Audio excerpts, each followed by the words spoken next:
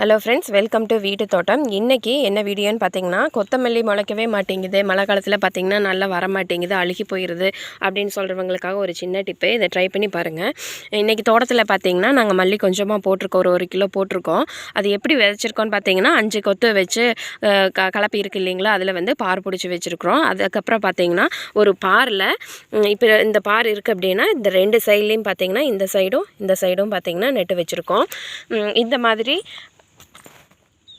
இந்த மாதிரி நட்டோம்னா மழை காலத்தில் பார்த்திங்கன்னா கையில் வந்து சரியாது. அதே டைமில் பார்த்திங்கன்னா தனித்தனியாக இந்த மாதிரி நட்டுறதுனால பார்த்திங்கன்னா தண்டு ஊக்கமாக வந்து நம்மளுக்கு வந்து எடைக்கு போடும்போது அதிகமான எடையும் வரும்.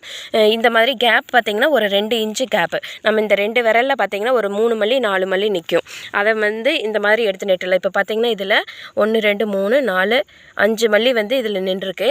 ஒரு மல்லியில் 2 விதை வந்து ஒரு கையில் இப்படி எடுத்து இந்த மாதிரி 2 விரல் இப்படி எடுத்து இப்படி நெட்டு வச்சா போதும். நம்ம மல்லி வந்து கீறி விடுறதை விட இந்த மாதிரி ஊனி விட்டோம் அப்படின்னா, கையில் எடுத்து இந்த மாதிரி கேப் விட்டு ஊனி விட்டோம் அப்படின்னா நல்லாவே வந்து வெயிட் வரும். அதே மாதிரி மழை காலத்தில் பார்த்திங்கன்னா அந்த மேட்டு பகுதியில் வந்து நம்ம நெற்றிக்கிறதுனால பார்த்திங்கன்னா தண்ணி தேங்காது.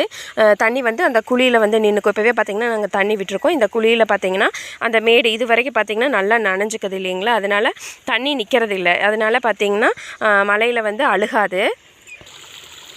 வெயில் காலத்தில் பார்த்திங்கன்னா இன்னுமே கொஞ்சம் பக்கமாக நடலாம். ஏன்னு கேட்டிங்கன்னா வெயில் காலத்தில் பார்த்திங்கன்னா கொஞ்சம் எல்லாம் கருகி போயிடும்.